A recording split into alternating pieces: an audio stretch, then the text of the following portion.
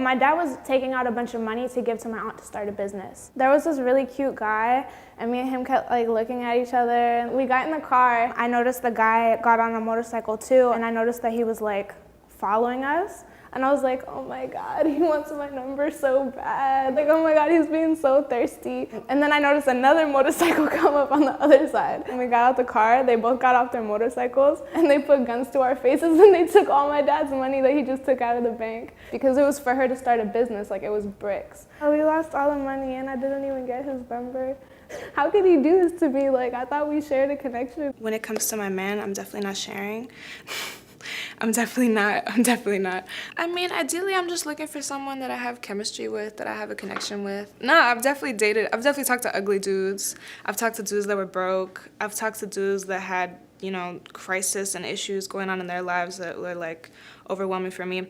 I just talked to I've talked to girls, I'll talk to dogs. No, just kidding. I'm really inspired by survivors and, people who have important stories to tell. How far back, does it go with you? There was no vocal lessons or vocal coaches. When you're talented, you're talented. Yeah. And when you have a passion for something and you work hard at it and you develop your skill, that's what really matters. And I want to say hi to my dad. Hey, Dad. And hi, Tia Kyol. And I want to say thank you, Barack Obama, for leading the country. And I want to say thank you to my mama for giving birth to me. And I want to say thank you, Nardwar, for having me on the show. And I'm a huge fan of your work. You're amazing, so creative, you're genius.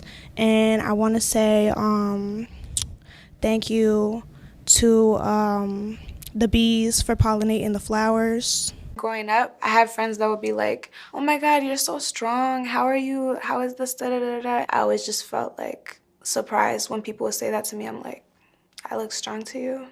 It must be a crazy facade. What about you and designers? What's your process on that? I love people that are really just out here trying to do something different. I mean, it's a Monday and you're giving me a full snakeskin moment. You know what I mean? If it's not iconic, I feel why do it? And I think that's even more of a reason to push boundaries, you know what I mean? And to really create an identity for yourself. That's weird. That reminds me of this one time. This guy wanted me to show my tattoos. It was mad creepy. We were just trying to hang out. We were just trying to smoke. And then he was like, so, what tattoos do you have? How many do you have? And I was like, I have 5. Well, how come I can only see 3? Why is this chandelier moving? I think that's her writing. He was like, well, how come I can only see 3? And I was like, because the other ones are covered. Look, obviously. And then he was like, what do you want to show them? And then I got out of the car and I ran home. Blocked.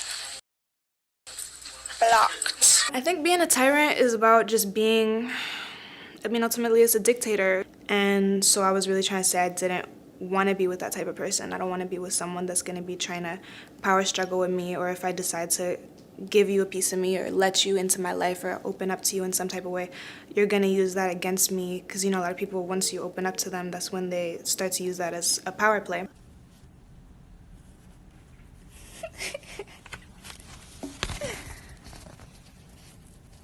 Isn't she pretty? Hold on.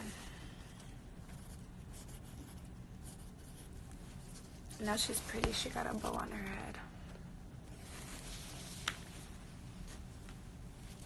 What else should I draw?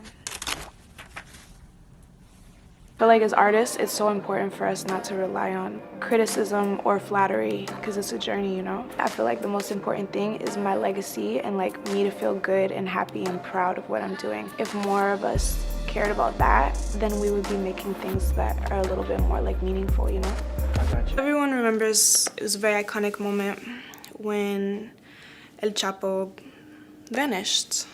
It was an iconic moment, and it was also an accurate depiction of me when I find out that you got hoes.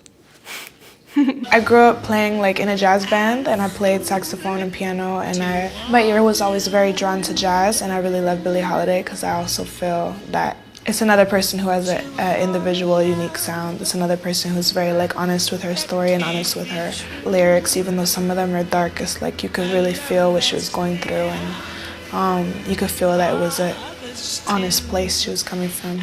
I have like a huge level of respect for like people that actually work hard and that are like survivors. It's easy to, when you're in a good place or when you're the unicorn that was able to like get out of the circumstances, which doesn't happen for a lot of people because of the way the system is built. It's easy to be like, oh, well, I got here, anything is possible, you could do it too, why can't you just do it for yourself? You know, it's not that easy for everybody.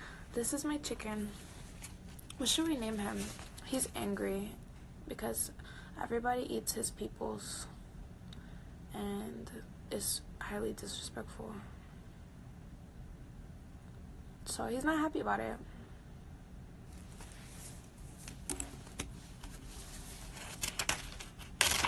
Not happy, not one bit.